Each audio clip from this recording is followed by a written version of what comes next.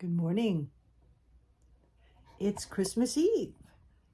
People are looking for answers today, and a lot of people are looking for, I guess, a sound or a word or an understanding.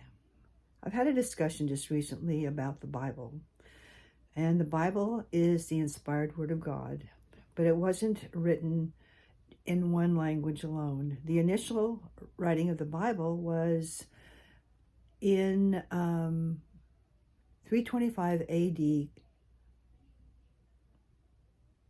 Constantine took Greek and Latin scholars and he took all of the Hebrew interpretation out of the prolific raising up of those who followed Christ.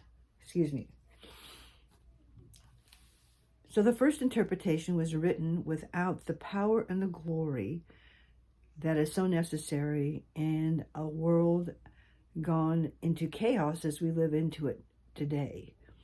There are many things that people have who are students of the Word, who have studied or have prayed and asked for the understanding, that have begun to understand the power of the extra biblical books, and also the fact that there were actually 4 interpretations of the Bible, because it was also written in Greek, well, to begin with, Greek, Aramaic.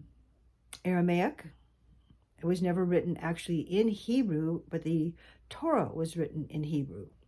And then, of course, it eventually English. So we have the power to ask God to interpret what he wants to translate to us, and to understand that it is the infallible Word of God. But there are many things that we need to begin to seek God on for foundational and basically principles of power and glory that are so necessary today. What happens when you become a student of the Word, and what happens when you actually engage God from the very beginning of your day and you surrender your entire being to him? You walk consistently towards a different positioning in the Spirit, which is called the realms of the Spirit.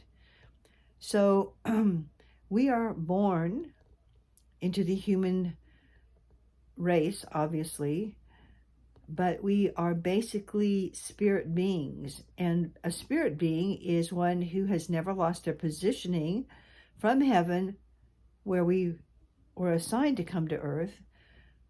But we also will begin to understand that from the time of conception, the record of the memory of the DNA of both of our parents, all the way back to Adam, will create the heart of man. And there's so many things to speak about the heart, which we can do in another interpretation. But I just wanted to come on and acknowledge that we're going into different seasons now.